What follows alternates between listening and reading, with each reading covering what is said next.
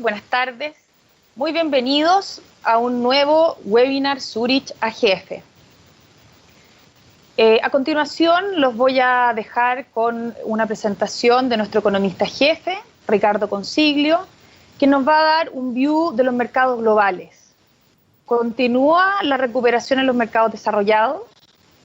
¿Cuál es la evolución política entre China y Estados Unidos a puertas las elecciones en Estados Unidos?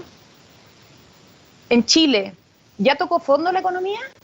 Todas estas preguntas nos responderá Ricardo en su presentación. Hola, Ricardo. Hola, Cata. Muchas gracias por tu presentación. Muy buenos días, muy buenas tardes a todos. Un gusto estar nuevamente con ustedes presentándoles nuestra visión en estos mercados en etapa de desconfinamiento.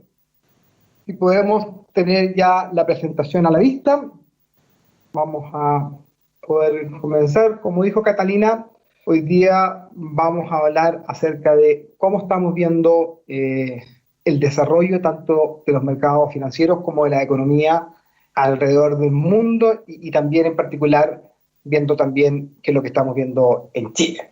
Entonces, partamos nuestra presentación primero poniendo un poco de contexto de cómo ha ido evolucionando estos últimos meses, en donde efectivamente seguimos viendo fuertes correcciones a las expectativas de crecimiento, pero hemos visto ya que, si vamos a la primera presentación, a la primera slide, por favor, eso, muchas gracias. Podemos ver de que efectivamente, a contar de abril, las proyecciones económicas de Latinoamérica se fueron deteriorando fuertemente. Sin embargo, vemos al menos una señal alentadora que en el último dato de las perspectivas del mes de agosto, estas caídas parecen detenerse e incluso en algunos casos las caídas se empiezan a revertir y hacerse un poquito menos negativas, lo que es cierto, vamos a seguir teniendo una fuerte recesión, pero al menos ya la economía a nivel latinoamericano pareciera haber tocado piso. Sin embargo, si vemos el gráfico de la derecha, esta profunda recesión, si bien va a ser corta, nos va a restar un nivel de crecimiento importante. Y Latinoamérica en promedio recién volverá a alcanzar los niveles del PIB del año 2019 durante el 2023. Unas economías lo harán un poco antes, otras economías lo harán un poco después. Probablemente Chile en ese contexto lidere esta llegada, digamos, a los niveles anteriores, y Argentina probablemente va a estar más rezagado y va a tomar más tiempo el poder retomar los niveles de PIB. Entonces vamos a seguir viendo una recuperación que será lenta y será distinta y heterogénea dentro de las distintas economías que componen la región.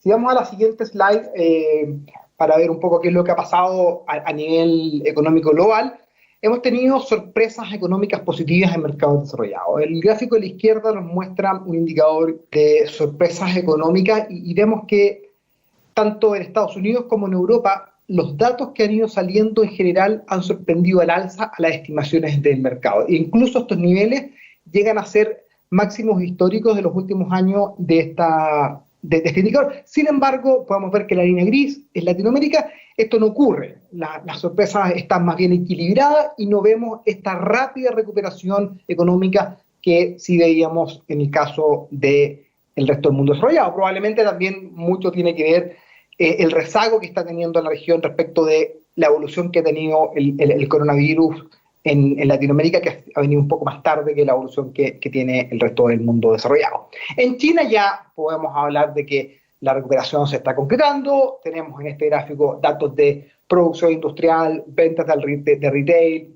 que si bien todavía muestran caídas año contra año, ya están empezando a mostrar ciertos crecimientos en términos mensuales. Y las perspectivas empresariales se han recuperado rápidamente y ya vuelven a estar en niveles sobre 50, es decir, en niveles que las distintas empresarios podríamos considerar que son expansivos. No al mismo nivel de que teníamos antes, pero al menos se está observando en China una recuperación que va a continuar en el tercer y cuarto trimestre de este año. Si nos vamos a la siguiente lámina, va a hablar un poco de Estados Unidos y de Europa. En Estados Unidos, los datos del mercado laboral han sido bastante buenos. También las perspectivas empresariales muestran mejoras, y aquí tenemos un caso particular del indicador del ISM manufacturero de las nuevas órdenes de las empresas está en sus máximos de los últimos 16 años. Y aquí tenemos un tema relevante en Estados Unidos. Si bien esta recuperación viene acompañada de un fuerte estímulo fiscal y que ha permitido recuperar rápidamente el mercado laboral, probablemente más rápido de lo que el mercado estaba esperando, la pregunta es, bueno, ¿hasta qué nivel o cómo vamos a terminar? ¿Cuánto más realmente vamos a poder recuperar? Si nos vamos a recuperar primero a niveles de actividad y el mercado laboral luego va a empezar a mostrar cierto nivel de estancamiento, que es algo que vamos a ir viendo con el desarrollo de las cifras. Probablemente la actividad se va a recuperar bastante más rápido de lo que lo puede hacer el mercado laboral, que si bien ya se ha recuperado bastante, pero tenemos aquí el escenario político que nos puede jugar algo de incertidumbre. Las encuestas siguen dando en primer lugar a Biden, pero la brecha se ha cortado, o puesto de otra manera, la volatilidad entre encuestas ha aumentado y ya quizás está un poquito más cerrada la elección de lo que estaba hacia un mes atrás, pero todos sabemos la volatilidad que tienen las encuestas para los periodos eleccionarios en Estados Unidos. Y en el gráfico de la derecha vemos cómo también Europa, con los fuertes estímulos monetarios y fiscales, con esta nueva, entre comillas, apoyo fiscal global de la zona euro que implementaron hace algunas semanas atrás, digamos, ya también muestran recuperaciones importantes en las perspectivas empresariales y también en los datos de producción industrial y de ventas del retail. Es cierto, en el último mes de agosto las cifras en parte muestran cierto estancamiento, pero la recuperación ha sido rápida y no vemos que sea algo que nos preocupe, y creemos que también Europa, al igual que Estados Unidos y el mundo desarrollado, va a continuar en esta senda positiva de recuperación en la segunda parte de este año. Vamos ya a la segunda, para hablar a la siguiente slide, para conversar un poco de lo que ha realizado la Reserva Federal en Estados Unidos en las últimas semanas. La política monetaria no ha cambiado, continúan con tasa prácticamente en cero, con fuertes programas de estímulo monetario a través de política no convencional, pero sí sorprendió, o quisiera destacar lo que ocurrió en la reunión de Jackson Hole, en donde el gobernador de la Reserva Federal anunció este cambio respecto del objetivo de inflación que tiene la Fed, que ya no que ahora va a ser un 2% en promedio. Y si vemos qué es lo que ha ocurrido en los últimos 20 años, básicamente la inflación, aquí lo que tenemos, la línea azul del gráfico de la izquierda, nos muestra el PCE, que es el indicador de inflación que utiliza la Reserva Federal para ver su objetivo. Prácticamente en todo el periodo ha estado por debajo del 2%. Entonces, incluso si tomamos los promedios, que son las otras líneas que vemos en el gráfico, para 24 meses o 36 meses, también la inflación ha estado por debajo de este promedio del 2%. Sin embargo, el anuncio lo que tiene implícito es que la Fed mantendrá las tasas bajas por un periodo más prolongado de tiempo, y que también incluso lo dice explícitamente que podrían estar dispuestos a soportar inflaciones por sobre el 2% en algún periodo de tiempo, y eso lo que generó fue un incremento en las expectativas de inflación en Estados Unidos, que hoy día ya están por sobre el 2%. En Europa también hay cierto rebote en las expectativas inflacionarias, pero siguen estando bastante bajas. Estos dos rebotes en ningún caso nos dan cuenta de ningún problema inflacionario. Seguimos creyendo que la inflación por el próximo año no va a ser en general un tema de preocupación para los bancos centrales hacia el alza. Pasando a la siguiente slide y para ver lo que está ocurriendo en términos fiscales y monetarios en Latinoamérica, vemos como todos los países de la región, unos más, otros menos, han generado fuertes estímulos fiscales. Chile en torno al 10%, Brasil y Perú en torno al 7%, y México quizás el que está más rezagado en ese sentido, con tan solo un 1%. Esta situación fiscal, obviamente, a mayor estímulo es mayor el espacio fiscal que pueda haber tenido la economía, pero después de esto, obviamente, la región en general no va a quedar con mucho espacio fiscal como para poder continuar generando estímulos fiscales. Y por el lado monetario, desde la perspectiva tradicional de tasa de política monetaria, la verdad es que lo que tenemos en este gráfico son las tasas reales. Vemos que en prácticamente todo el mundo hoy día tenemos tasas reales negativas. Esta tasa real la construimos restando la tasa política monetaria, menos la inflación esperada para finales de año. Y básicamente donde podría haber algo más de espacio, donde todavía hay tasas reales positivas, es en México. Ahí podríamos esperar nuevos recortes de tasa por parte del Banco Central, pero el resto de la región en general no tiene mucho más espacio y probablemente eso va a mantener estas políticas no convencionales por un periodo también largo de tiempo. De hecho, el Banco Central de Chile ya anunció en su última reunión de política monetaria y en su informe de política monetaria que mantendrá la tasa en los niveles actuales probablemente por todo el horizonte de política y que también mantendrá activas las distintas políticas no convencionales que ha venido implementando, incluso desde antes de la pandemia, ya desde el estallido social de fines del año pasado. Vamos a la siguiente slide y podemos ver lo que ha ocurrido con la actividad. Creemos que la actividad en Chile ya se estaría estabilizando. Las cifras de IMASEC de junio ya empezaron a mostrar cierto crecimiento positivo mes contra mes. Esto en julio también se confirmó. Hemos ya tenido 2 meses que mes contra mes estamos creciendo, ¿cierto? Año contra año vamos a seguir viendo cifras negativas, pero creo que los estímulos monetarios y fiscales ya están empezando a tener cierto impacto en la economía, y también el efecto del retiro del 10% por parte de los pensionados del sistema de AFP también genera un impulso que, si bien es transitorio, pero al final del día es un impulso importante, que esto puede afectar al consumo entre los meses de julio, agosto y probablemente algo también del mes de septiembre. Algo también que es bastante destacable que ha ocurrido en esta crisis tiene que ver con el crédito, las colocaciones comerciales, que normalmente son bastante procíclicas, es decir, se mueven en la misma forma que se mueve el ciclo económico. En esta oportunidad vemos un crecimiento básicamente asociado a los créditos FOGAPE y a la facilidad contingente de liquidez que tiene el Banco Central, en donde presta a los bancos a una tasa de 0,5% bajo el compromiso de que los bancos traspasen esos recursos a sus clientes.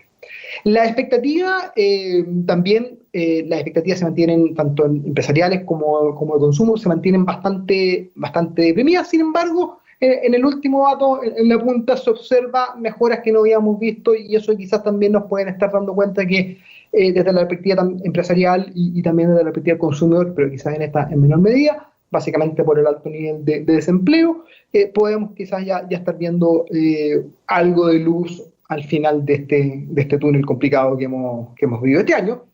Y si pasamos a la siguiente lámina, para nosotros quizás el mayor riesgo económico que tiene que ver con la fragilidad que tiene el mercado laboral. Un desempleo que continúa al alza, pero más relevante que eso también ver la cantidad de personas que han perdido su empleo, y estas personas a su vez han salido de la fuerza de trabajo, o sea, forman parte de inactivos.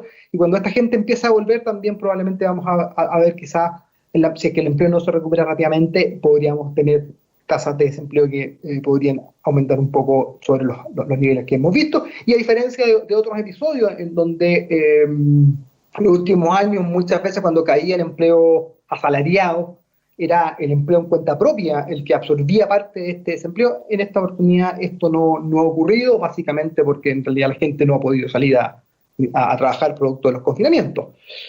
Algo quizá para mirar no tan negativamente el mercado laboral, vemos que las cartas de término de contrato, estos datos administrativos de la Dirección del Trabajo, ya parecieran haber alcanzado su nivel máximo en la línea azul. Efectivamente siguen habiendo un número importante, pero no son distintas de los promedios o de los números que veíamos en otros meses.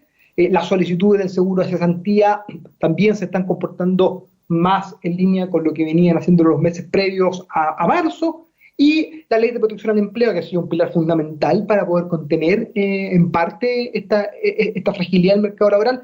Si bien ya estamos cerca de 735.000 personas que están acogidas a la ley, vemos que la tasa de crecimiento al menos de esto es cada vez menor, y por lo tanto también en términos de cuánto más podría acogerse a esta ley, probablemente más que cuánto más, lo importante es ver cómo la gente que hoy día está dentro de la ley se puede mantener ese vínculo laboral para no pasar a estar desempleado.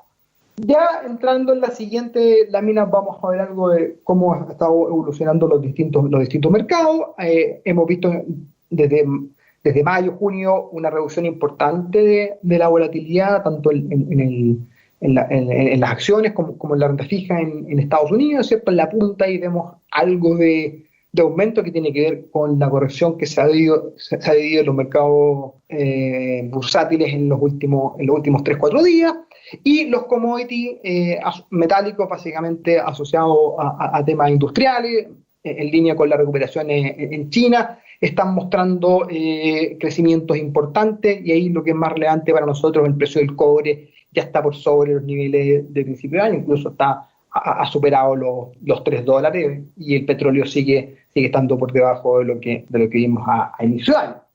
Si pasamos a la siguiente, podemos ver el comportamiento que han tenido las monedas en la región y a nivel global. Vemos que todas las monedas de la región se han depreciado. El peso chileno pareciera ser, de todas las monedas latinoamericanas, el que ha tenido la mayor resistencia, mostrando la menor depreciación respecto de las monedas que estamos observando. Y aquí tenemos la fuerte depreciación que ha tenido el real brasilero, que lo pone dentro de las monedas más depreciadas en lo que va del año a nivel mundial.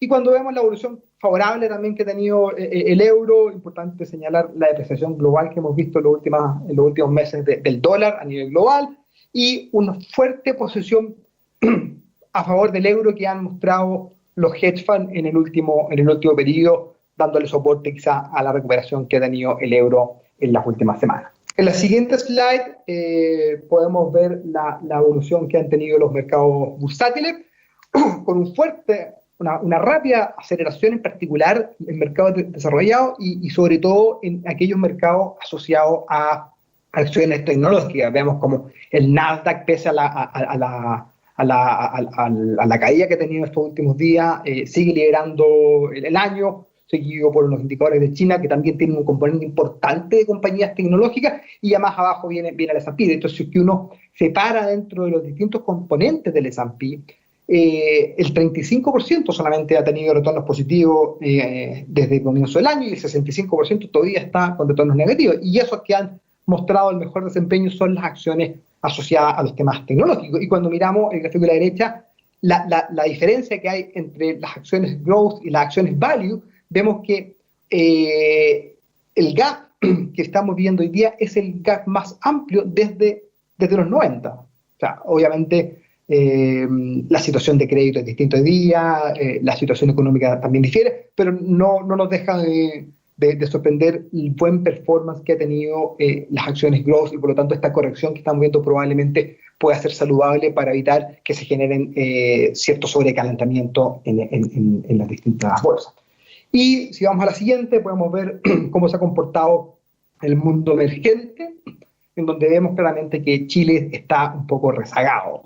Cuando la línea roja, Damasco, el gráfico de la izquierda, vemos que la bolsa en moneda local ha tenido un peor desempeño que la muestra de economías emergentes que estamos viendo ahí, en donde los que están liderando, digamos, son básicamente las bolsas asiáticas.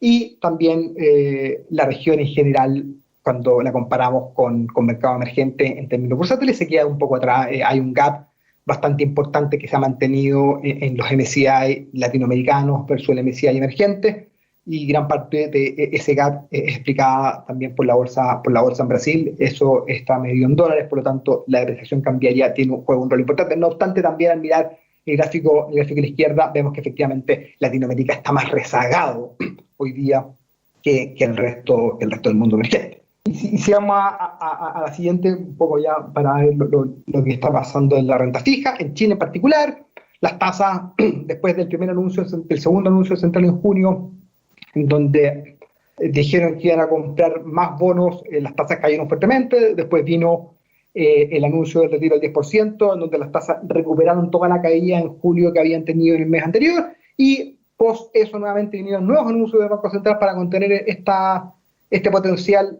venta por parte de las AFP para financiar los retiros, y las tasas hoy día en pesos se han mantenido entre medio de los niveles que vimos en julio y junio. Y por otro lado, las tasas indexadas a inflación, los bonos en UF, eso sí han mantenido una caída importante, básicamente por un incremento en las compensaciones inflacionarias que hemos visto en la última semana. Pasando a la siguiente, podemos ver respecto de la renta fija corporativa a nivel global y a nivel regional. Vemos como luego un fuerte incremento en marzo, los spreads de tanto high yield como investment grade en Estados Unidos y en Europa recuperan rápidamente, y en Latinoamérica también tenemos algo muy similar, en donde todavía vemos que el high yield latinoamericano está en torno a 100 puntos base por sobre lo que teníamos a comienzo de año, mientras que el high yield latinoamericano está en torno a 20 puntos base por sobre el spread respecto al gobierno de lo que veíamos hacia principios de año. Entonces, para concluir, a nivel global, vemos en la siguiente lámina, vemos que los datos económicos han sorprendido positivamente al alza. Los efectos de segunda ola hasta ahora han sido acotados. Hemos tenido temores de segunda ola, hemos visto fuertes incrementos en el virus en algunos estados en Estados Unidos, que yo no lo llamaría segunda ola, yo creo que tiene más que ver con estados que quizás habían mostrado menos contagios en una primera oportunidad. Hemos visto sí, un rebrote de crecimiento importante en algunos países en Europa, particularmente en España, pero todo esto no ha generado la complicación que sí vimos la primera vez. Creo que había un aprendizaje respecto de cómo se trata esto, y por lo tanto es un riesgo que creemos que hay que seguir monitoreando, pero por ahora no ha generado mayores impactos a nivel ni económico ni a nivel financiero. Y China sigue liderando e impulsando a los mercados emergentes, ha seguido impulsando el precio de los commodities. Eso ha apoyado también en particular a Chile, ha apoyado a la evolución que ha tenido el tipo de cambio en las últimas semanas, y la actividad económica se estaría estabilizando, pero esta estabilización, no nos relajemos, hay todavía ciertos riesgos. El mercado laboral sigue siendo clave para ver cómo vamos a salir de esta crisis. Las expectativas tanto de los consumidores como de las empresas también son muy importantes, y ahí juega un rol lo que puede ocurrir en los meses que vienen con la situación política local a través del plebiscito que tenemos en puerta en el mes de octubre. Los estímulos fiscales y monetarios junto al retiro del 10% también han apoyado a la mejora en las perspectivas económicas para este año, pero la incertidumbre, como les comentaba, sigue estando presente. Y si vamos a la siguiente, para poder hacer algunas conclusiones respecto a los mercados financieros, una rápida recuperación, que creemos que si bien tiene esta corrección en estos días, era bastante esperable que ocurriera. No hay cambios fundamentales que nos puedan hacer cambiar quizás la perspectiva o las expectativas que podíamos tener antes de que esta corrección ocurriera. La liquidez, el precio de los commodities y la apreciación del dólar seguirán siendo los principales drivers para el mercado. La bolsa chilena ha mostrado volatilidad y peor desempeño que otras bolsas emergentes cuando uno lo mide en moneda local. Y producto del efecto del retiro del 10%, ha habido un aumento en la volatilidad en las tasas locales. Eso, Cata, te doy nuevamente el pase a ti para que podamos seguir con esta presentación. Muchas gracias, Ricardo. Estamos recibiendo preguntas de todos ustedes. Vamos a pasar ahora a la segunda parte de la presentación, que es un panel de conversación. Junto con Ricardo también nos acompañan José Luis Luarte, Head de Fondos Balanceados e Internacionales, Luis Diego Granados, Head de Renta Fija Local y Latinoamericana, y Andrés Galarce, Head de Renta Variable Local. Para empezar, tenemos una primera pregunta que nos hace Alberto. Ricardo, para ti. ¿Qué implicancia tiene para Chile la elección de uno u otro candidato en los Estados Unidos? Yo creo que en general la elección de uno u otro puede tener mínimos efectos, pero no por eso no pueden ser importantes.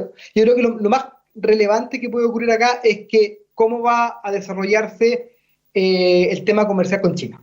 La elección todos ya hemos visto cuál ha sido la política comercial que ha tenido Trump en estos años de gobierno, y claramente es una política que es bastante difícil de seguir. Muchas veces nos enteramos de cosas por Twitter, poco institucional, y se va cambiando.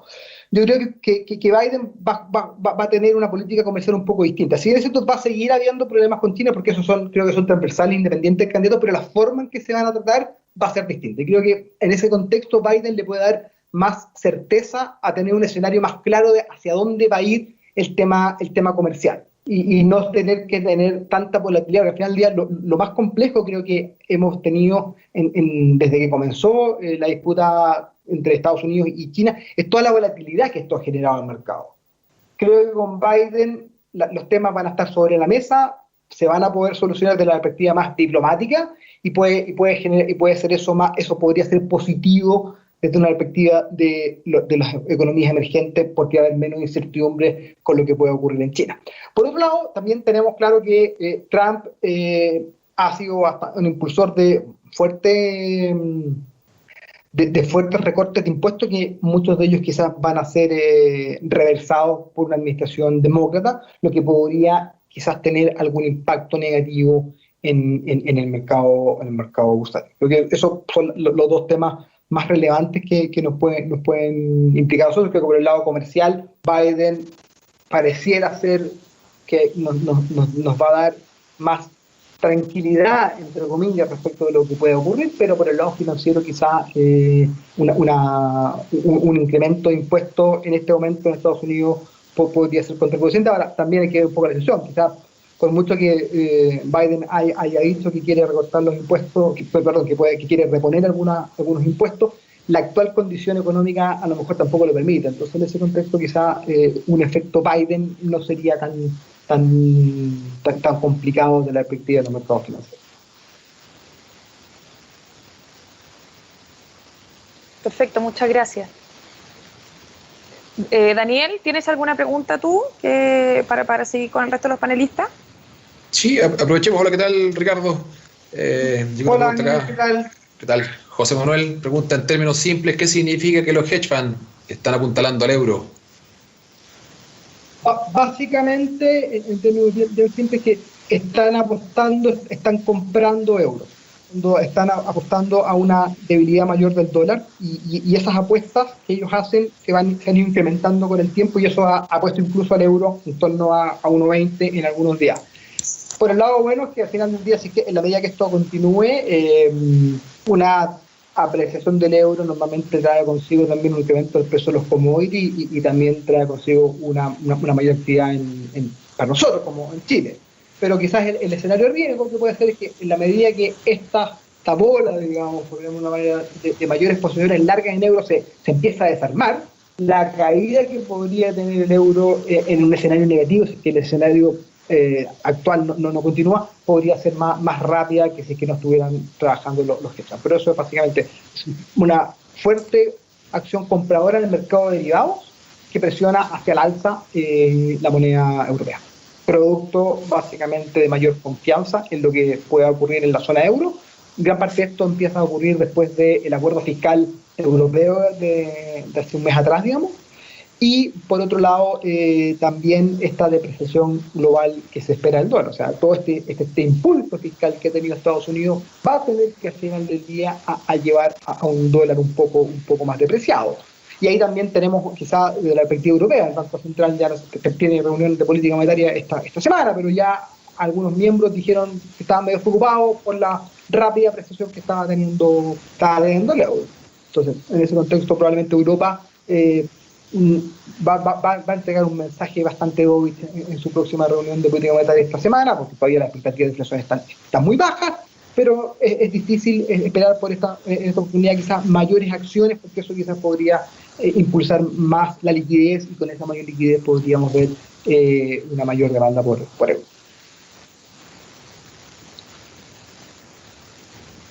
Muchas gracias, Ricardo. Aprovecho de presentar a Daniel Orellana, gerente comercial de la GF, que está también dentro del panel de conversación con el resto de nuestros head. Tenemos una pregunta de Patricio, Ricardo. ¿Cómo están los flujos netos de dólares en Chile? En general también se han ido moviendo hacia favor del del peso en promedio en general en las últimas visiones que hemos visto. Esos son los mismos datos, digamos, que hay del mercado derivado respecto, que comparables, digamos, con Europa.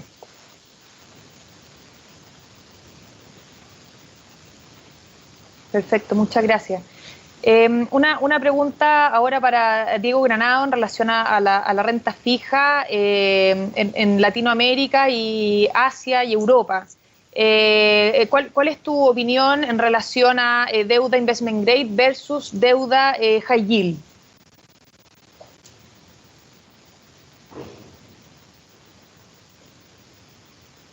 Estás con mute, Diego. Disculpen, buenas tardes. Ahí sí. El tema de deuda corporativa emergente en todo el mundo es un tema que es bastante complicado dado cómo se distribuye la producción en el mundo.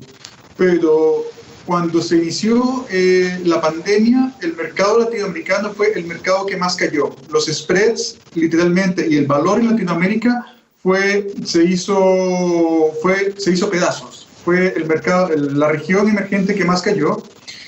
Sin embargo, también se ha convertido en la región que más rápido ha recuperado su valor. En los últimos 4 meses la rentabilidad tanto el investment grade latinoamericano como el high yield ha sido mucho mayor a la que se ha dado en las otras regiones emergentes, inclusive en el mundo desarrollado. Y eso tiene varias explicaciones. Uno, fuimos los que caímos más y por lo tanto tenemos que rebotar más rápidamente. 2, recordemos que por la diferencia de estaciones que hay en el mundo, Latinoamérica fue la última en entrar en el periodo de COVID y fue la última en entrar en confinamiento. Y hoy está saliendo y por lo tanto, conforme va saliendo del confinamiento, los mercados van ganando algo de optimista, van volviéndose más optimistas, están ganando confianza y por lo tanto el apetito por riesgo aumenta. Entonces, conforme Latinoamérica empieza el proceso de desconfinamiento, aumentan las expectativas de crecimiento y por lo tanto mayor crecimiento en las cotizaciones de los bonos.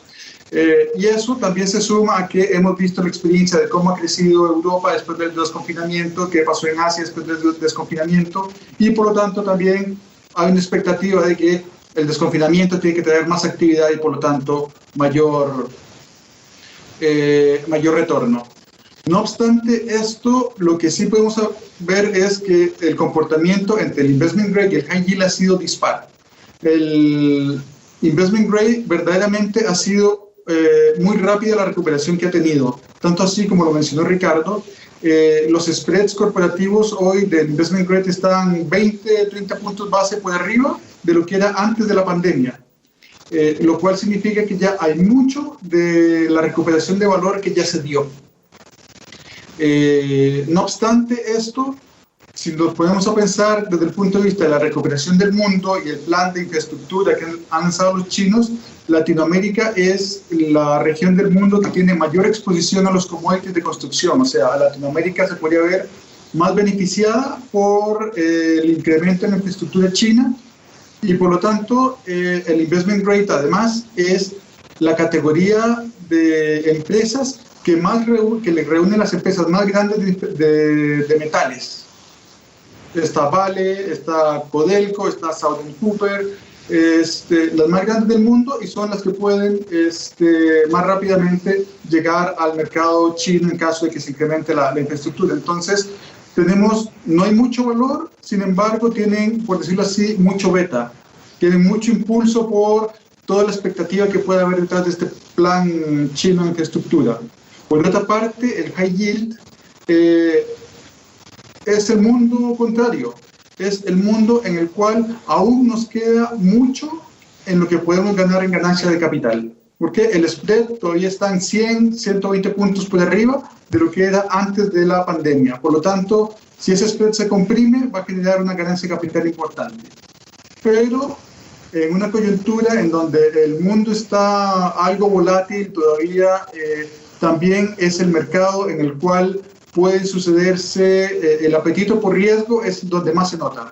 Cuando el mercado busca riesgo, el high yield renta más, pero cuando el mercado se pone defensivo, es el mercado que cae más.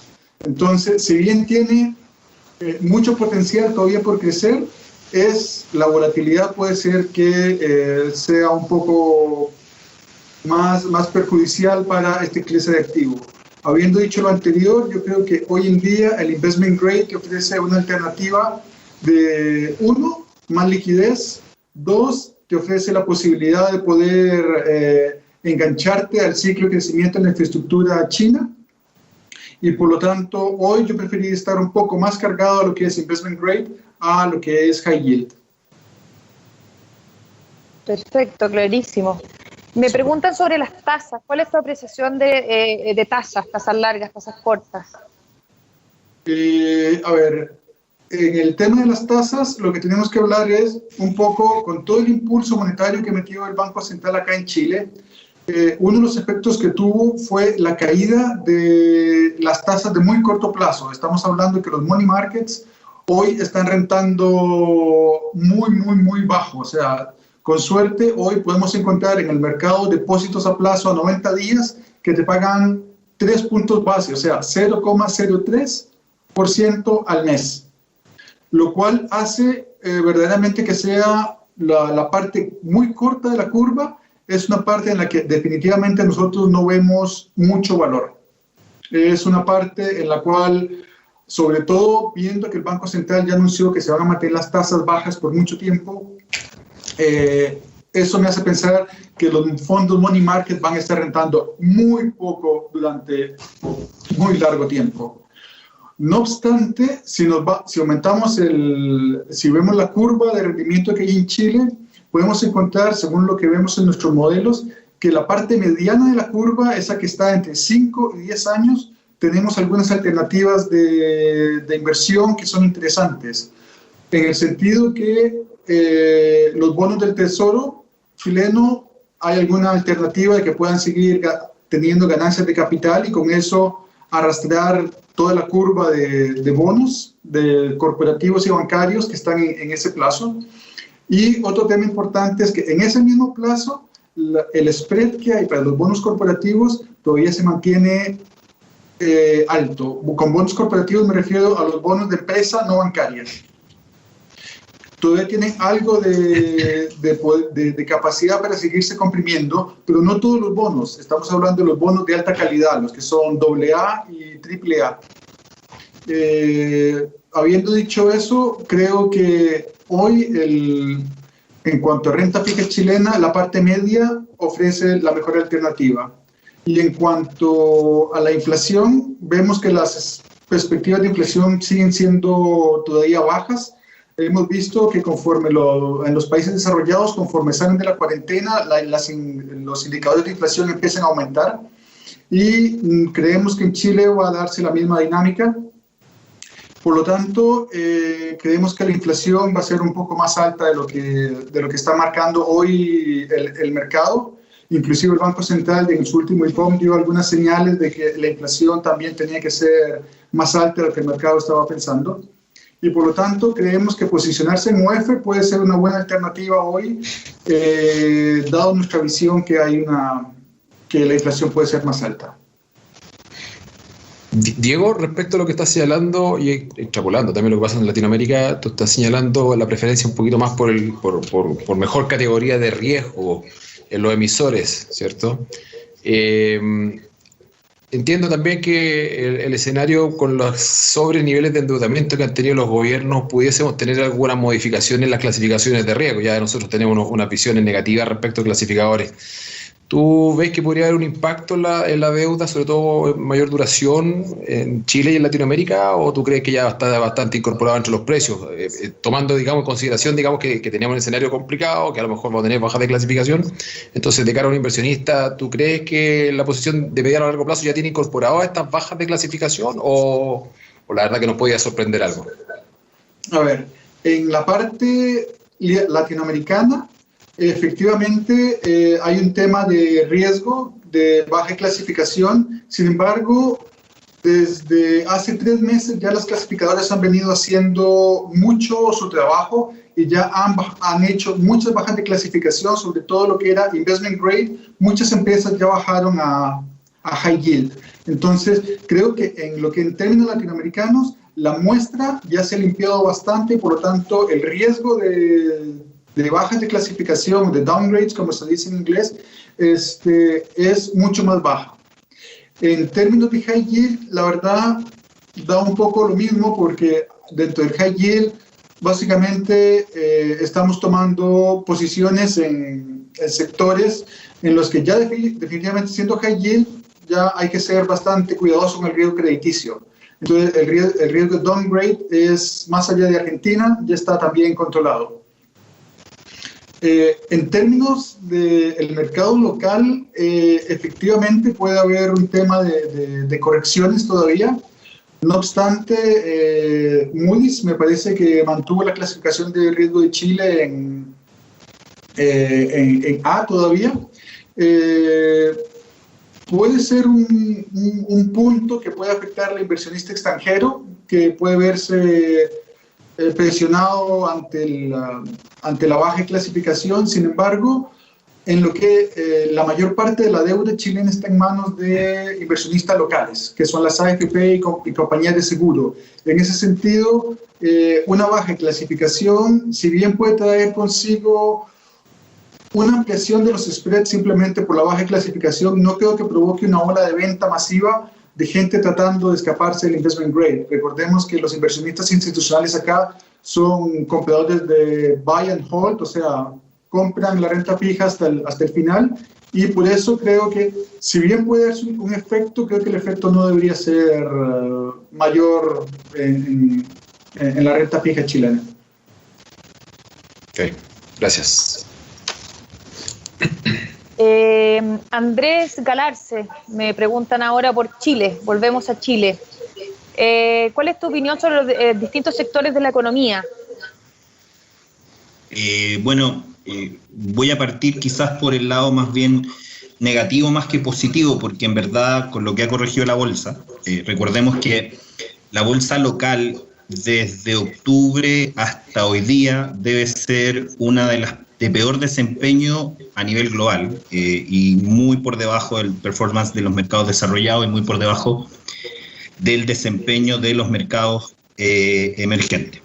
Dicho eso, las correcciones que hemos observado en la bolsa en general han dejado los precios en niveles que nosotros consideramos atractivos, y por eso cuesta encontrar sectores que uno pudiera catalogar como caros, o estrictamente caros. Pero yendo a la pregunta, partiría por qué sectores creemos que van a estar o van a tener algo más de presión en el mediano y largo plazo. Nosotros seguimos pensando que eso va a estar focalizado en el retail. Tiene que ver con dos cosas básicamente. Cuando uno lee el último IPOM del Banco Central, yo destacaría dos cosas. Uno, que el IPOM en promedio fue más optimista que el promedio de los economistas o del consenso de economistas que hay en el mercado. Y coincidimos con ese mayor optimismo por lo que hemos podido hablar con las compañías que observan mejoras, no sé si son significativas, pero un mejor entorno con cara ya hacia el tercer y cuarto trimestre. Pero focalizado en por qué el retail podría verse más complicado, básicamente porque el factor más difícil o lo que se ve más desafiante en el mediano plazo para Chile es el empleo. Y el consumo, y especialmente los bienes durables o el consumo, llamémoslo así, no discrecional, está altamente correlacionado con ese empleo. Entonces, y a eso hay que ajustar también que la torta hoy día está bastante más dividida. Yo creo que todos hemos sido, a todos nos ha tocado presenciar en este encierro las diferencias y cómo los marketplaces se han ido posicionando de manera más relevante y cómo el e-commerce tomó un posicionamiento súper potente, y la marcada diferencia que ha tenido, en este caso nosotros vemos Mercado Libre como un gran ganador dentro de este periodo de cuarentena, que complica mucho la visión de largo plazo nuestra en este entorno. Por eso creemos que es el sector que creemos que tiene más desafíos de mediano y largo plazo. El resto creemos que cuesta no ver valor en cada una de estas compañías. Tenemos claro que el escenario es súper incierto de cara a lo que viene a la discusión constitucional y que eso es básicamente lo que explica en gran medida esto. Pero cuando uno racionaliza el tema, uno puede observar que los sectores están bastante descontados.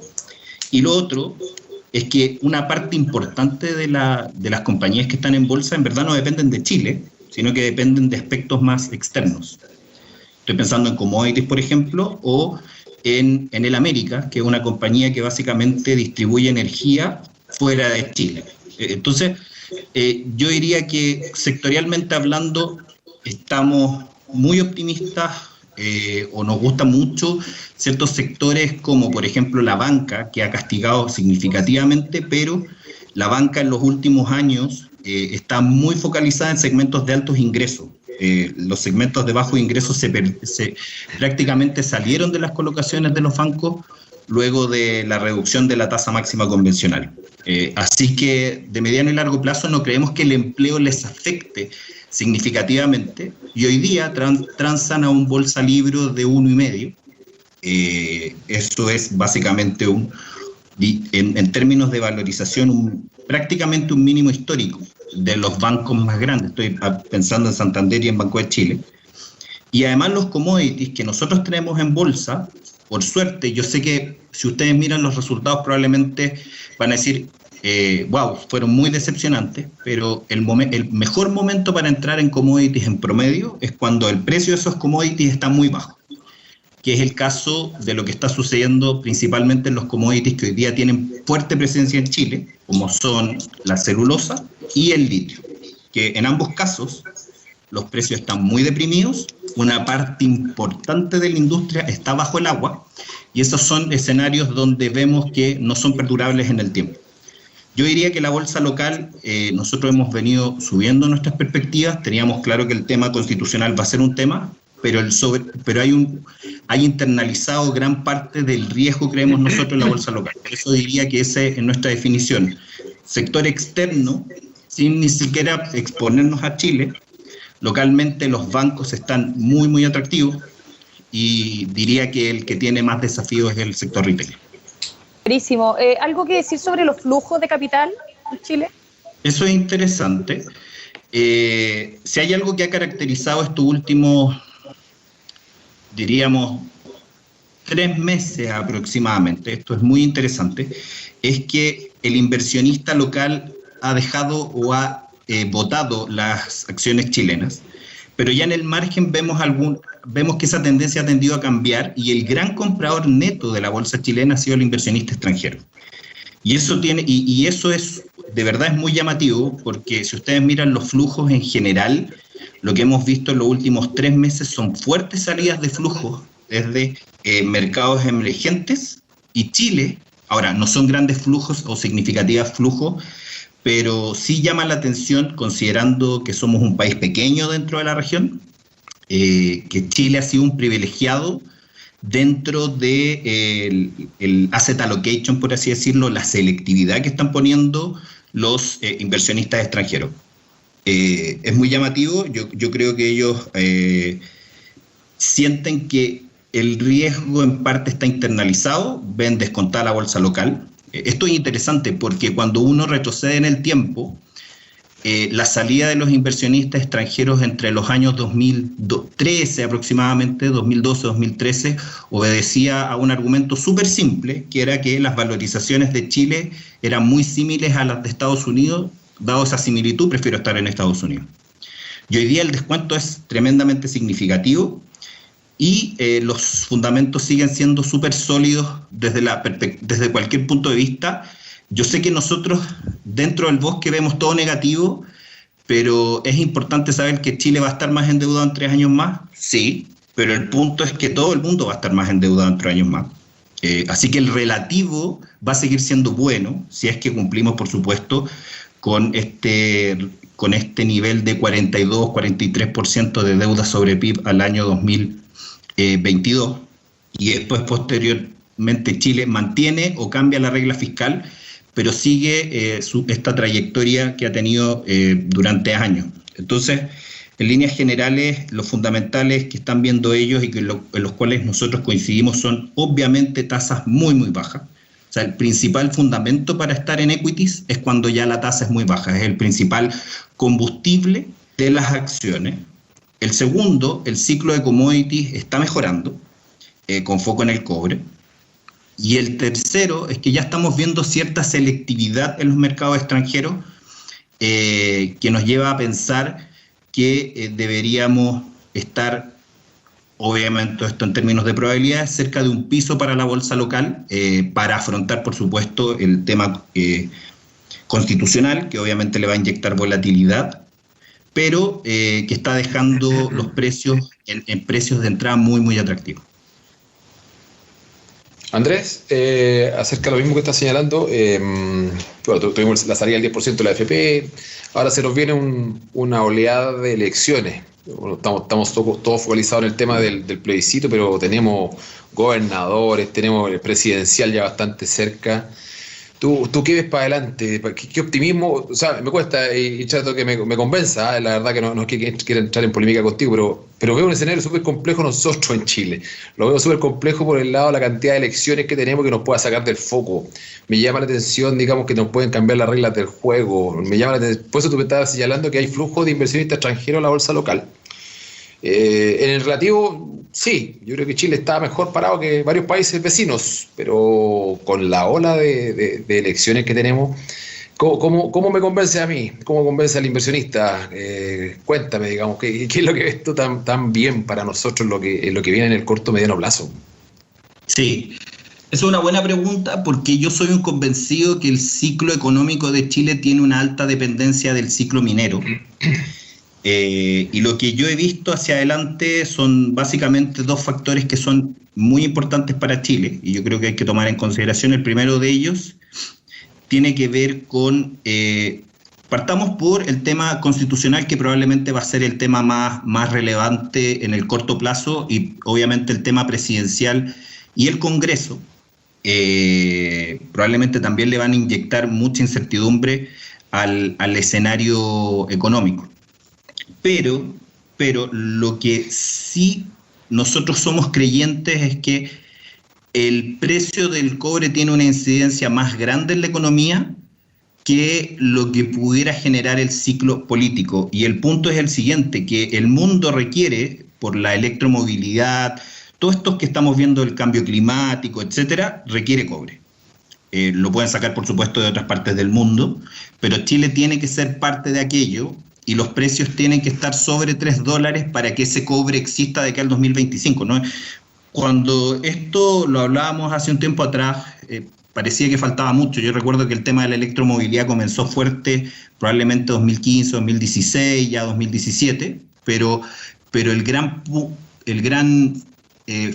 foco se veía hacia el 2025 y de ahí hacia adelante, como por ejemplo la fuerte penetración de los autos eléctricos. Yo soy un convencido, insisto, de que el precio del cobre va a inyectar cierto optimismo en la inversión, y que pudiera pasar, esto ha pasado en otros países latinoamericanos, que el ciclo político termine corriendo un carril distinto del ciclo económico, algo que por ejemplo lo hemos visto en Perú. Ese es como el ejemplo claro, que Perú básicamente ha tenido renuncias y prácticamente todos sus presidentes están en la cárcel, pero aún así creció significativamente en los últimos 10 años, probablemente ha sido uno de los países que más ha crecido, y la inversión minera creció de manera importante. El punto es que creo que estamos cerca de precios del cobre que son bastante más optimistas y que le van a inyectar, o por lo menos van a poner un sostén muy importante a la inversión, porque la inversión que tiene que ver con dinámica interna es la que probablemente se va a estancar. Todas las conversaciones que hemos tenido con las compañías apuntan a que el pipeline de proyectos que se viene hacia adelante es más optimista de lo que pensaban inicialmente. Ahora, probablemente hay un choque ahí. Y recuerdo haber estado conversando con alguna compañía de este tema, y se le preguntó si algún proyecto se le había caído por el tema constitucional. Ninguno. Y cuando tú hablas con los mineros, los grandes, por ejemplo, hemos tenido la suerte de estar en algunas presentaciones y se les asustan estos temas, ellos te dicen, pero en África no creo que esto tenga que Chile llegue a un estándar de ese estilo, y ya nosotros operamos en esos niveles. Por tanto, eso me deja un poco más tranquilo, que la Constitución básicamente no remece el ciclo minero, que yo creo que es el factor fundamental de una perspectiva algo más positiva. De todas maneras, es importante aclarar que Chile, la bolsa local, hoy día tiene cada vez menos dependencia del ciclo interno. Como les comentaba anteriormente, tiene un componente muy amplio de commodities y tiene un componente también muy amplio de exposición latinoamericana. Entonces, la parte large, que es el IPSA, tiene una dependencia que depende de Chile, sí, pero cuyos precios hoy día están muy, muy castigados. Y eso me deja bastante más tranquilo. Yo les diría que ese es mi argumento más de mediano y largo plazo, por lo que he podido hablar, lo que he podido recabar de información, que el ciclo minero puede que termine siguiendo un camino que no tenga una correlación cercana con el tema constitucional hacia adelante. Ok. Perfecto, muchas gracias. Siguiendo con las preguntas, está José relacionada a ti. Fernando nos pregunta, a la luz de los últimos ajustes del S&P y del Nasdaq, ¿cómo ves tú la recuperación económica a nivel mundial? Y en particular yo te quiero centrar en los desarrollados, en Europa y Estados Unidos.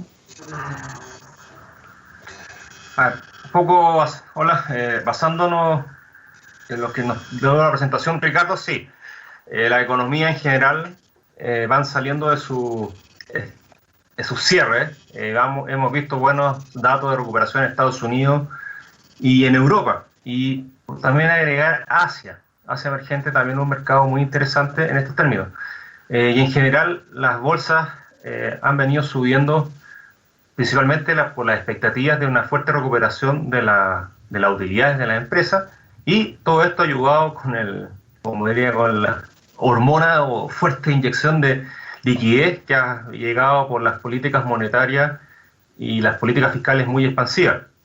Los ajustes que hemos visto ahora en los mercados, yo creo que puede ser que eran esperados, que son sanos, porque también hemos visto un alza muy fuerte de las bolsas, principalmente en Estados Unidos, y como se mostró en gráfico en la presentación anterior, la composición de la bolsa de Estados Unidos tiene un fuerte componente tecnológico, que la diferencia de muchas bolsas, sobre todo europeas, por lo cual el ajuste que estamos viendo principalmente por el sector, no porque las expectativas estén cayendo, sino que más por el lado de quizá una toma de utilidades muy sana por el lado de los mercados, pero es un sector que todavía nosotros le estamos dando o tenemos la expectativa de una buena recuperación y sobre todo su incidencia dentro de la economía mundial. Con respecto a Europa, podríamos decir que es una bolsa más cíclica, en el sentido que va a depender mucho más de la recuperación, sobre todo del comercio mundial, pero hay ciertos países, como el caso de Alemania, que han tenido, obviamente Alemania tenía una fuerte espalda fiscal, y eso le ha permitido soportar de mejor forma todos los cierres, las cuarentenas. Eso dentro de Europa es uno de los mercados que nos parece bastante atractivo, y uno puede estar viendo ahora los números también a nivel económico y de empresas que han salido bastante positivos. Y si nos vamos hacia emergente, que también me gusta rescatarlo, porque va a tener una cartera bien diversificada en red tarea internacional ex-LATAM. Hay países como China, que también tiene una composición de tecnología fuerte dentro de sus índices, y también por un lado la recuperación se está viendo que va tomando vuelo. Y dos mercados más, que son los mercados coreanos y el mercado de Taiwán, que nos parece bastante atractivo. José, a raíz de lo que señalas, Aquí, bueno, hay movimientos cíclicos, tenemos harta atracción en el mundo. Hoy día estamos viendo reversiones en algunos mercados, principalmente el tecnológico, del cual somos tan seguidores en el último tiempo.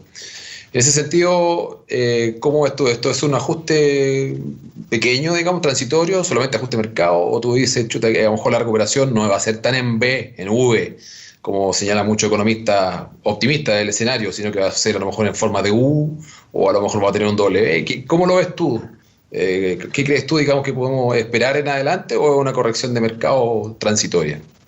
Sí, siendo bien cauteloso, tampoco un gran fanático de que la bolsa siga subiendo, pero creemos que es un ajuste normal, o sea, es un ajuste sano, como dije anteriormente. Tenemos algunos índices, obviamente si nos vamos a subsectores de tecnología, subiendo un 70% este año. Entonces, obviamente, hay inversionistas que prefieren tomar algo de utilidad y retirarse, pero la perspectiva sigue siendo fuerte. Obviamente, es difícil estimar más o menos cuánto seguirá subiendo, pero creemos que el ritmo será más moderado, ¿sí? Pero no vemos algún ajuste por el lado. Y si seguimos con cuarentena y ciertos sectores siguen más o menos un track de actividad más o menos sostenible, creemos que uno de esos sectores es la tecnología, versus un sector como la energía o, separando el cobre, todo lo que es otro tipo de metales. Ok. Perfecto, gracias. Nos pregunta Eduardo si es que tú consideras que seguirá siendo el dólar, seguirá manteniendo su posición como el depósito preferido de los ahorros globales. Ricardo, yo creo que más... José Ricardo, sí. ¿Qué opinan ustedes? Yo creo que el dólar va a mantener su supremacía como la principal moneda de reserva del mundo. O sea, se habla mucho de que China puede meterse, digamos, dentro de estas ligas. Hace un par de años atrás el renminbi comenzó a ser parte de la moneda que genera el Fondo Monetario Internacional, digamos.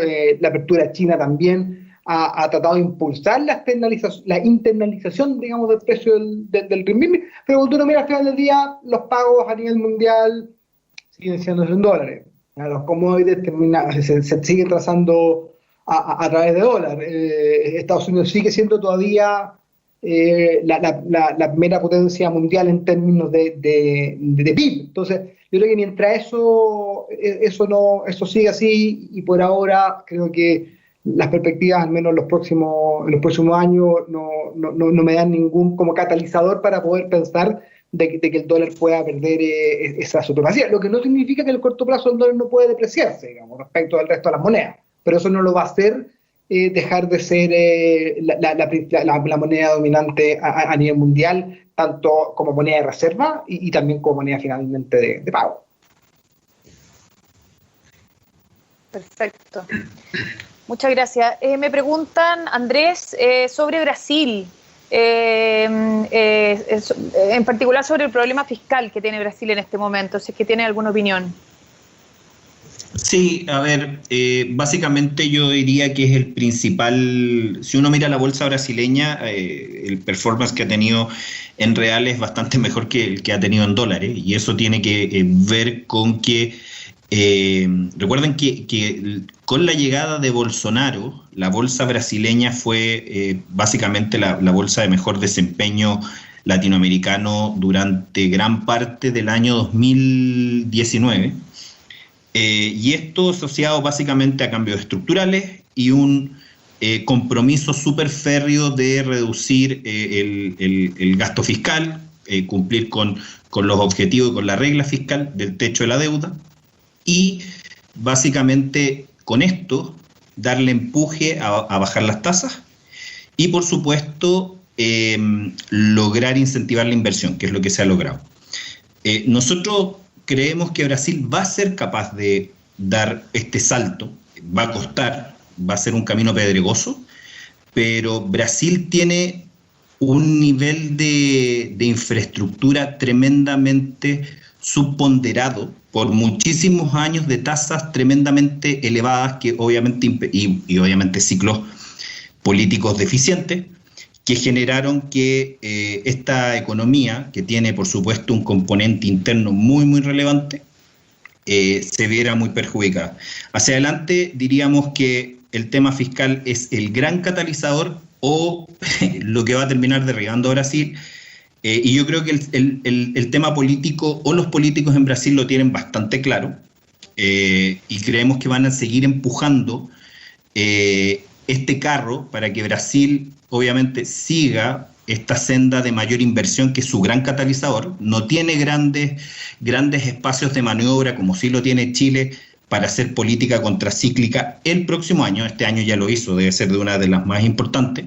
Y probablemente lo que tiene que convencer al mercado es que los llamados planes de estímulo que entregó asociados al coronavirus son de carácter transitorio. Nosotros creemos que sí lo va a lograr, y ese es el gran catalizador que vemos para Brasil en el mediano plazo, porque Brasil tiene un gobierno pro mercado. Entonces, si las tasas siguen cayendo, lo más probable es que la inversión surja por lo elevado de las tasas. O sea, eso es importante. Y solo un ejemplo, o sea, se pusieron de acuerdo respecto de la reforma sanitaria que tiene que ver con el tema del agua potable, etcétera, hace no mucho, y eso va a generar inversiones de 300 billones de reales, algo así como 60.000 millones de dólares en una sola reforma, junto con las privatizaciones, etcétera.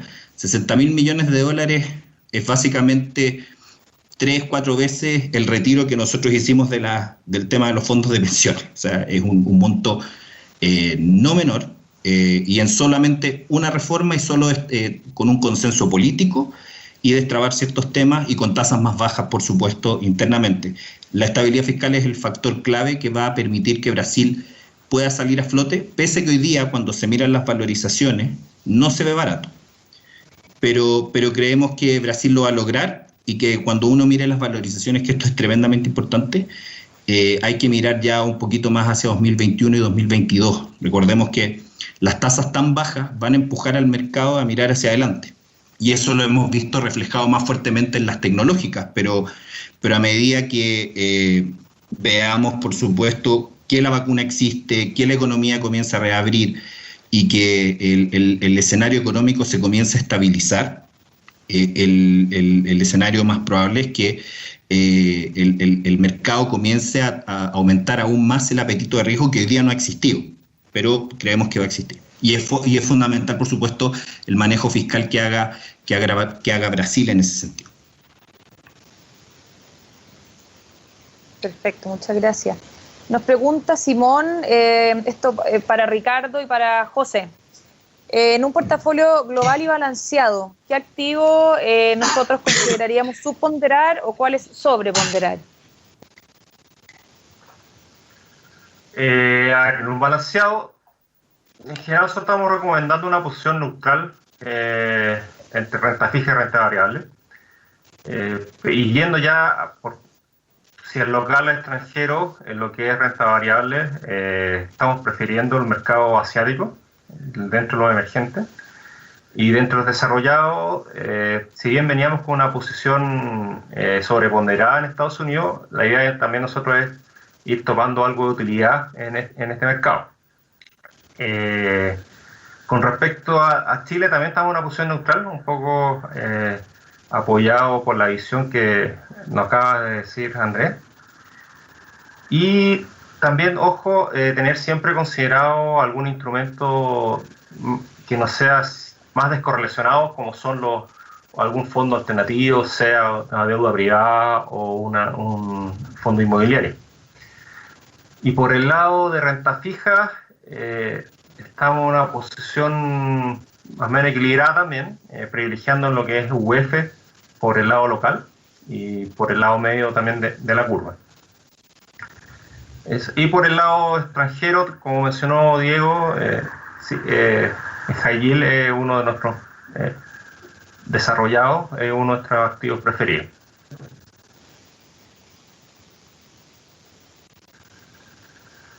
Perfecto.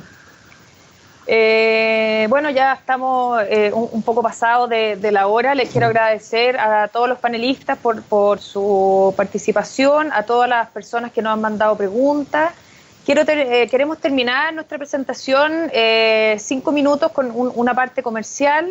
En Zurich AGF, en nuestro interés de innovar y desarrollar productos que nuestros clientes nos demandan, este mes estamos lanzando 2 nuevos productos que para nosotros son muy importantes y nos interesa recordárselos. Daniel, no sé si tú me quieres ayudar. Sí. Lo primero que queremos contarles acerca de las cuentas segregadas, un nuevo producto que tenemos disponible para nuestros clientes. Es un tipo de administración de cartera, la cual nos permite tener un servicio integral de cara a nuestros clientes, todo bajo el mismo paraguas, el paraguas Zurich, lo cual queremos explotar nuestra marca. Creemos que es un respaldo muy potente, independiente de muchos factores que pueden ser en el entorno del Grupo Zurich, pero es una potente marca que nos permite, digamos, decorar a nuestros clientes, demostrar nuestra solidez y tener todo concentrado en un solo vehículo de inversión. Vamos a tener 2 cuentas, si nos permite Rodrigo, en la slide, tenemos bien presentado las 2 tipos de cuentas, una no discrecional y una discrecional. No está más de más decir que pueden ser también carteras que son del tipo APB, o sea, son APBables, lo cual les da una característica bastante potente a este tipo de producto. Nos va a permitir también acceder a mercados internacionales, tanto de renta fija, de ETF, en el mercado local a renta fija, intervención financiera, dólar, etcétera. Entonces, nos va a permitir llevar esta administradora general de fondos a ofrecer un producto que se asemeja bastante, sin serlo, ojo, a una corredora de bolsa en su producto de administración de cartera.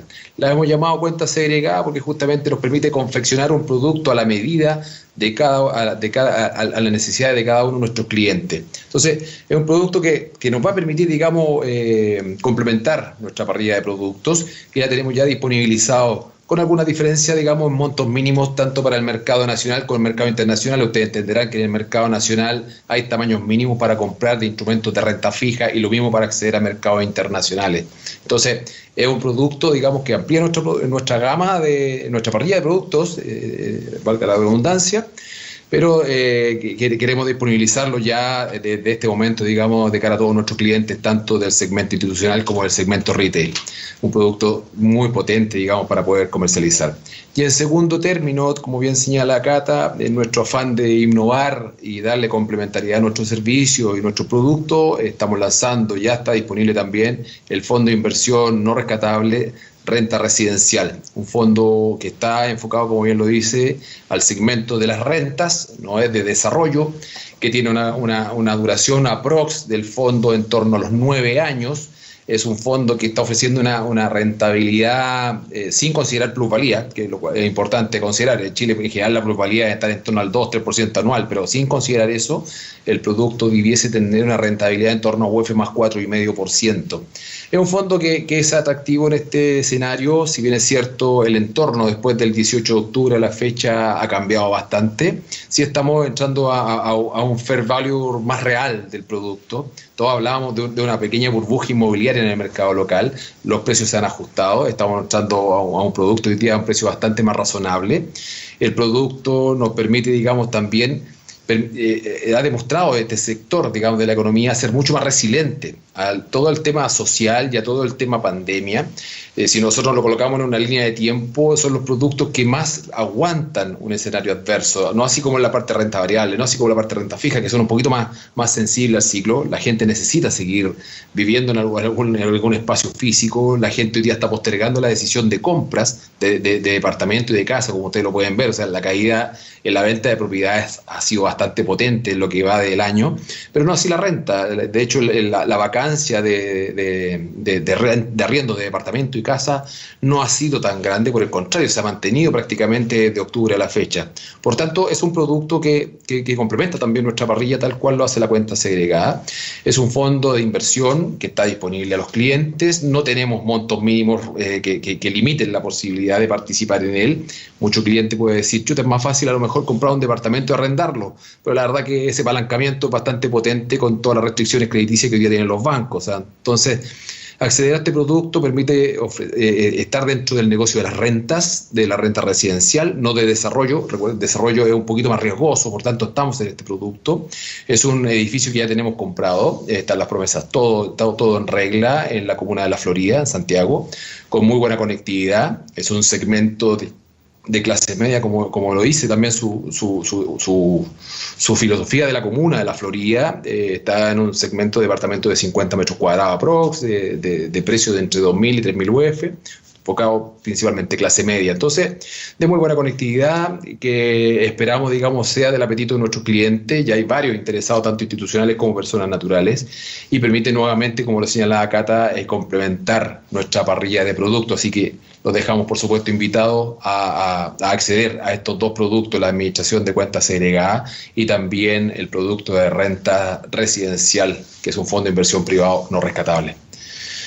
No sé si queréis completar algo, Cata. Encantado, digamos, de haber participado nuevamente en este tercer webinar de Zurich, Administrador Regional de Fondos. Y, por supuesto, estamos llanos a través de los ejecutivos comerciales y el equipo de inversiones de nuestra jefe. Atento, digamos, a todas las consultas que ustedes requieran y a la asistencia que se requiere en los nuevos productos y también la visión que tengamos de la economía nacional e internacional. Por mi parte, muchas gracias, Cata. Muchas gracias, Daniel, y a todos por su participación. Nos estaremos viendo en un próximo webinar Zurich AGF. Hasta luego. Gracias, que estén bien. Chao. Chao. Muchas gracias.